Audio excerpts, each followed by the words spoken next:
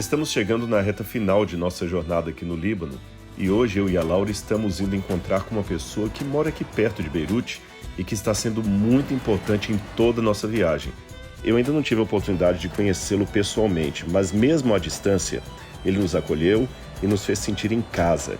Ele foi, aliás, o responsável por abrir muitas portas para que pudéssemos vivenciar a história, a cultura e a beleza natural desse país abençoado. O povo libanês tem me surpreendido todos os dias e é muito gratificante conhecer mais de perto as histórias e personagens desse país tão especial. A gente veio visitar o Bassam. Ele é uma espécie de ponte entre Brasil e Líbano. É uma pessoa muito influente. O próprio consulado do Líbano no Brasil recomendou que falássemos com ele. Opa! Bassam? Oi! Muito prazer em conhecê-lo. Rodrigo, tudo bem? Tudo bem? Minha esposa Laura. Tudo bem? Prazer. Muito obrigado em nos receber aí. Olha, você é famoso. E onde nasceu esse amor todo pelo Brasil? Eu morei 15 anos quase lá também, em São Paulo. Mas olha, antes de qualquer coisa, eu quero agradecer muito, porque é a primeira vez que eu estou encontrando vocês, mas o nome Bassam sempre veio como um dos que ajudaram a abrir as portas para a gente poder fazer esse projeto aqui de rotas bíblicas pelo Líbano. Na realidade, a gente não está fazendo nada mais além de nossa obrigação. Como União Líbano-Brasileira, então esse aqui é nosso dever de ajudar, porque a gente se sente aqui representando o Brasil. E no Brasil a gente representa Líbano. Então existe essa troca. Então por isso a gente tem esses dois países irmãos que nós somos divididos. Meus filhos são líbano-brasileiros. Eu naturalizado brasileiro, libanês, mas naturalizado brasileiro. Então o Brasil no meu coração e o Líbano no meu sangue. Com as rotas bíblicas a gente tem, entre outros, dois objetivos. O primeiro deles, ajudar pessoas a entenderem contextos de coisas que a Bíblia apresenta e, em segundo lugar, mostrar como esse país é maravilhoso para receber pessoas que venham para cá para visitar, passear ou, quem sabe, até vir morar aqui, como foi o caso, né, dela que veio para cá. Mas, enfim, dar o testemunho que foi um país que nos recebeu muito bem, estamos muito felizes. Eu gostaria de entregar para vocês um livro que foi preparado aqui no Líbano. São 15 testemunhos. Eles falam do Brasil e falam do amor deles pelo Brasil. Tem o seu testemunho aí também? É claro, esse aqui é o meu testemunho. Olha.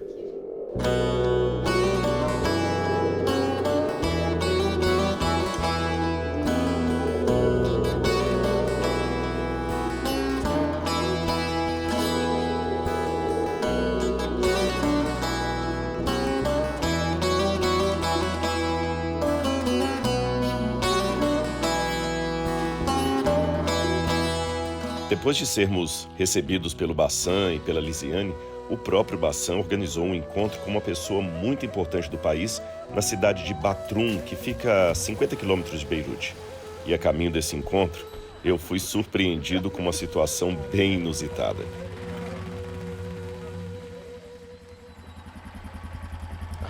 Hi, my friend. Salam.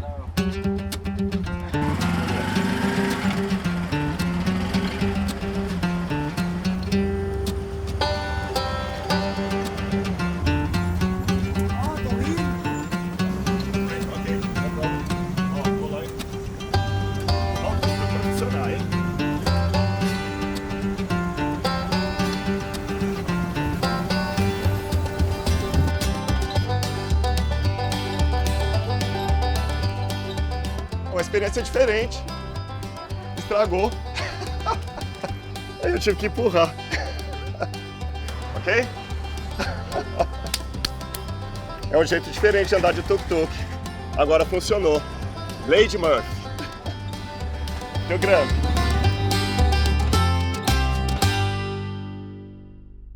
Nesse momento eu confesso que eu estou até um pouco nervoso, porque eu estou diante de um ministro daqui do Líbano que me recebeu na própria casa dele para conversar um pouquinho sobre o que eu quiser. Chegar num país que não é o meu e ser recebido por um ministro, poxa, é emocionante. Eu espero que eu me saia bem aqui. Thank you for receiving me here, Minister. You are in a sacred land. What makes this country unique is that it is accumulation of civilizations, joining not only religions, but also mixing together the civilizations, hence the cultures, hence the languages, and you add on top of this that the Lebanese were able to travel to every corner of the world, and they took with them the Lebanese culture, and they brought back with them to Lebanon the customs from abroad. As a Christian that I am, and you talk about Jesus, and you talk in every opportunity about the message, that Lebanon has a message to tell to the world.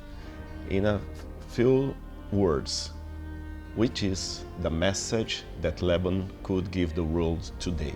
Which is this message? It is the ability to live together. Can we live together or no? We have our failures and we have our successes. And the world has to choose if we make Lebanon a failed model of living together or a successful one. It can be easily a failed one because everybody interferes here. But then if Lebanon and the people in Lebanon cannot live together, when they can be able to live together? No? Or if we make this a successful model and we transfer it to any other place. So yes, in 2 words, living together.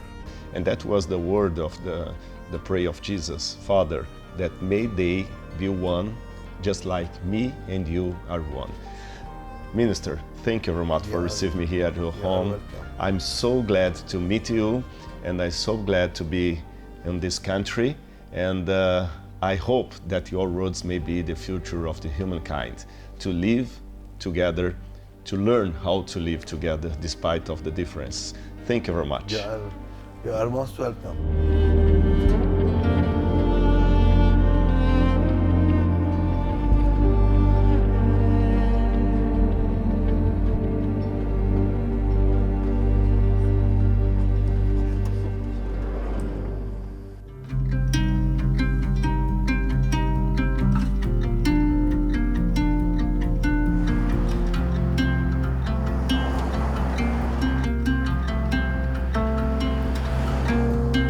Eu pedi o motorista para parar nesse vale aqui, eles chamam essa região de Vale do Cadixa, aqui na zona onde a gente está, por causa daqueles monastérios ali. Parece que tem 7 monastérios e eles representam um capítulo da história do cristianismo que também me fascina muito, que é a época do monasticismo cristão, quando eles entendiam que a santidade era a separação completa do mundo. E eu estou indo conhecer um desses monastérios, o de Santo Antão, e tem uma história interessante ali, mas eu já parei aqui para contemplar pelo menos 2 deles que estão preservados. E para chegar lá, você tem que parar o carro e andar quase 1 hora subindo ali. Eu prefiro ir direto no de Santo Antão para conhecer e falar um pouquinho dessa página aí da história do cristianismo. Agora o vale é lindo.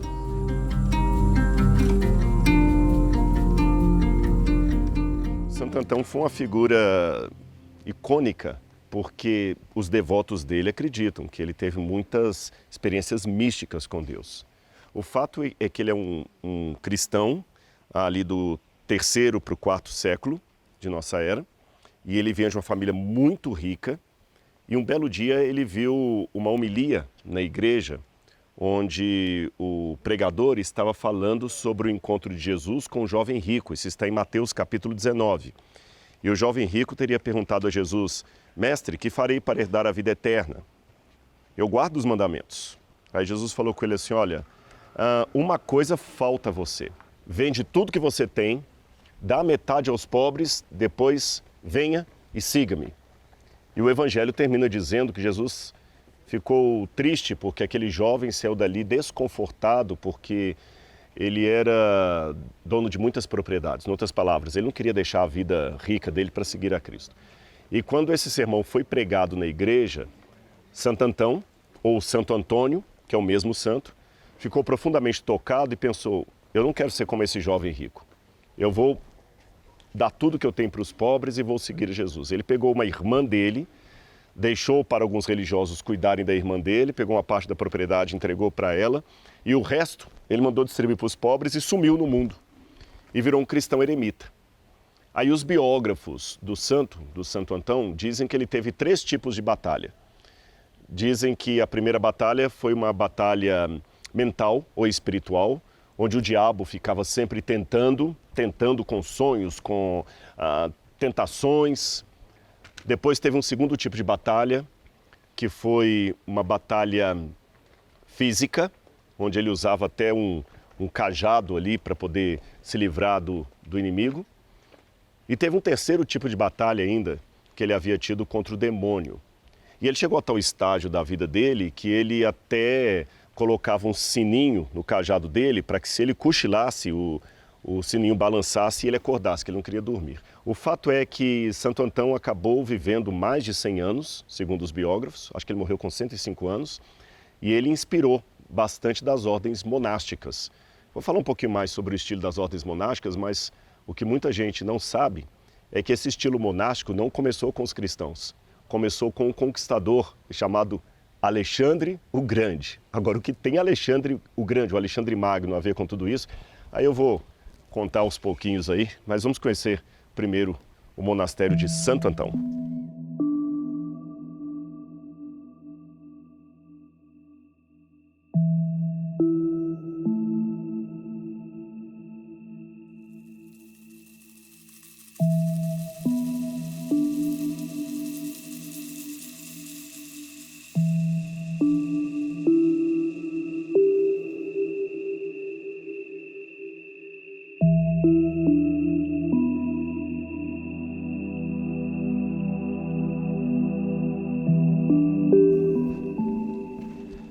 Os seguidores de Santo Antão queriam mesmo fugir da sociedade, das pessoas. Tem várias grutas como esta aqui, que foram transformadas em capelas depois, onde eles vinham para orar, para, em meio à vida eremita, buscar mais a santidade, a comunhão com Deus. Tem várias dessas aqui, várias.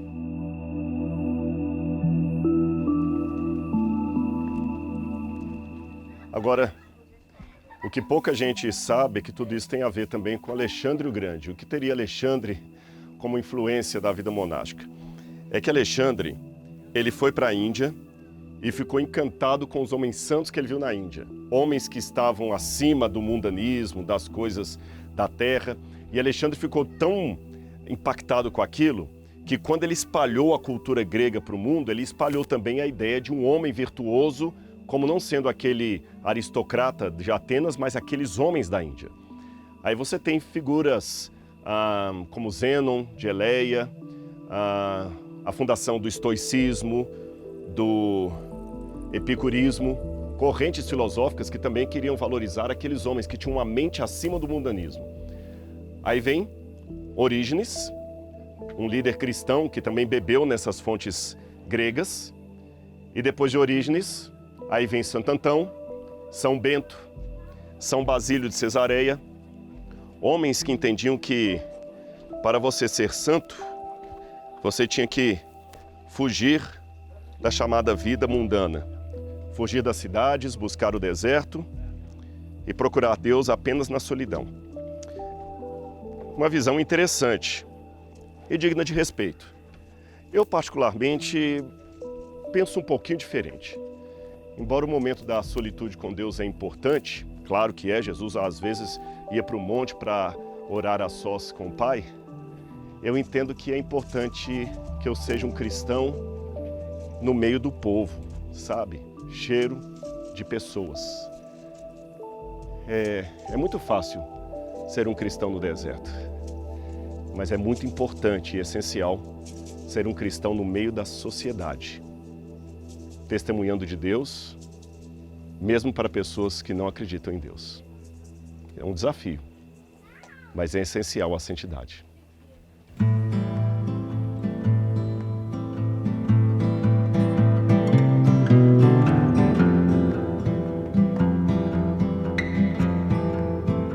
Olha, eu li na adolescência o livro O Profeta, de Khalil Gibran, um grande escritor libanês que morou um tempo nos Estados Unidos, com um pensamento muito espiritual, um significado muito profundo pela vida. E depois que ele morreu, a grande amiga dele, que era a Maria Haskell, ela acabou comprando esse lugar aqui para fazer um museu dele. E tem muitas coisas do Gibran aqui, inclusive um lado dele que é pouco conhecido, que é o seu talento, além da escrita, para pintar quadros. E eu vou agora visitar a sua coleção lá dentro.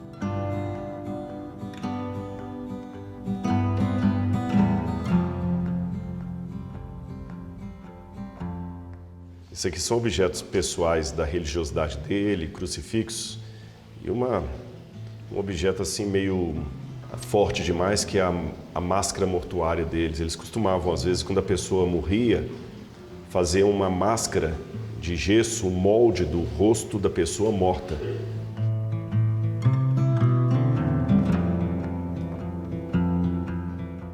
E o que eu noto nos quadros, ele pinta muito assim, Adão e Eva perdendo o paraíso, ele retrata Adão e Eva chorando a perda de Caim. Olha, Adão e Eva chorando a morte de Caim. E tem muitos quadros que você vê uma criança abandonada pela mãe, ou chorando a morte da mãe, um recém-nascido. Ele tinha alguma coisa relacionada à perda que o inconsciente dele retratava nas pinturas dele. Isso é muito nítido.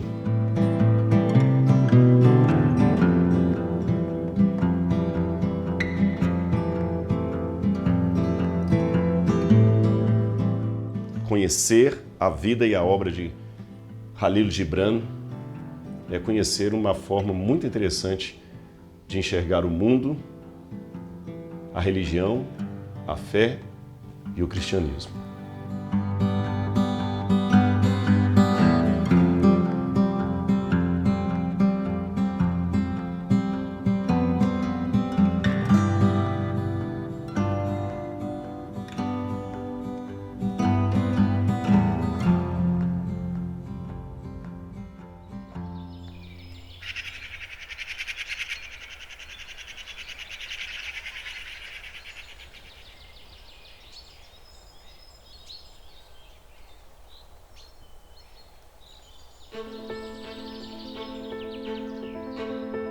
Houve vários cenários aqui que me fizeram mergulhar profundamente no texto da Bíblia.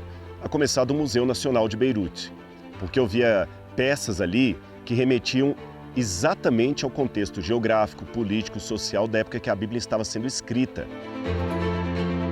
O mergulho na cidade de Tiro foi assim fenomenal, porque ali eu pude, em primeiro lugar, ter a experiência de ver antiguidades embaixo do mar.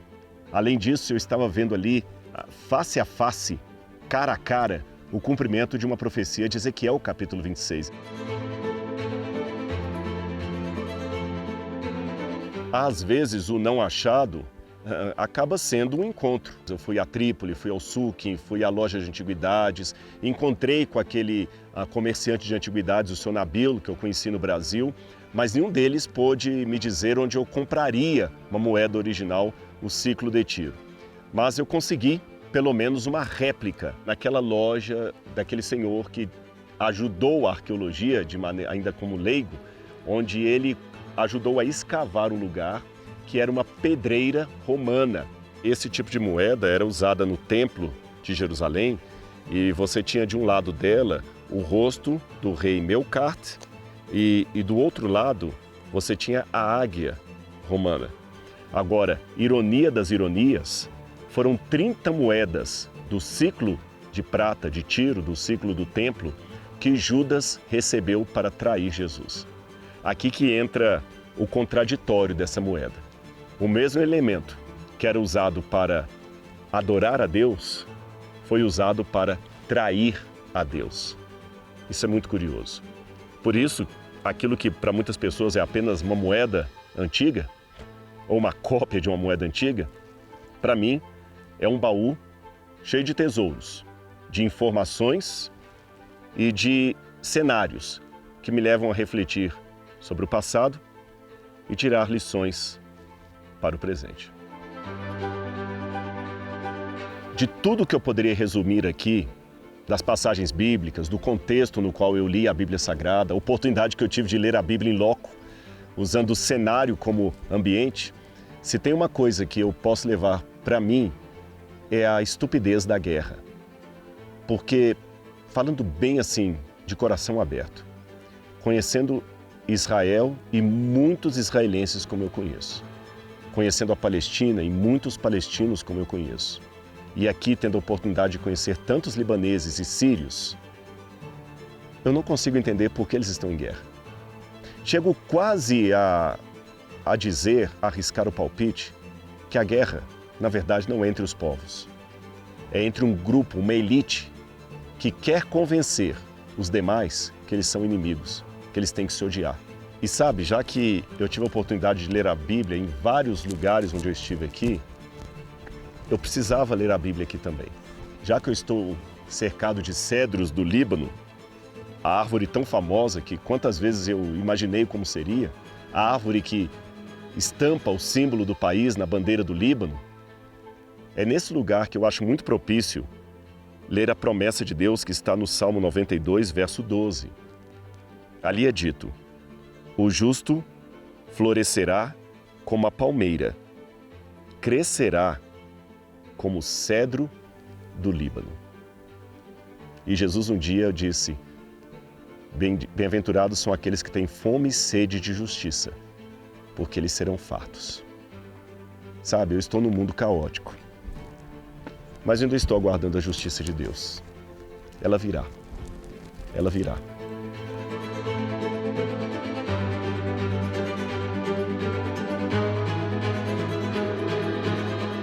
Quando você se envolve num projeto como este do Rotas Bíblicas, você, durante aqueles dias de gravação, acaba entrando para uma nova família. A gente se torna um time, assim, começa a brincar um com o outro, a conhecer as virtudes e defeitos de cada um. E se tem uma coisa que eu posso testemunhar assim com força, foi o clima agradável que percorreu todo o cenário. Apesar dos desafios, das dificuldades técnicas aqui e acolá, foi um momento muito agradável, uma atmosfera realmente assim espiritual, cristã, fraterna. Aí chega o momento em que a gente vai ter que se despedir.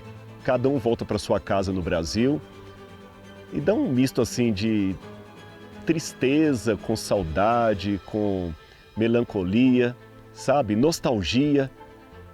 É triste, tem um lado triste em tudo isso.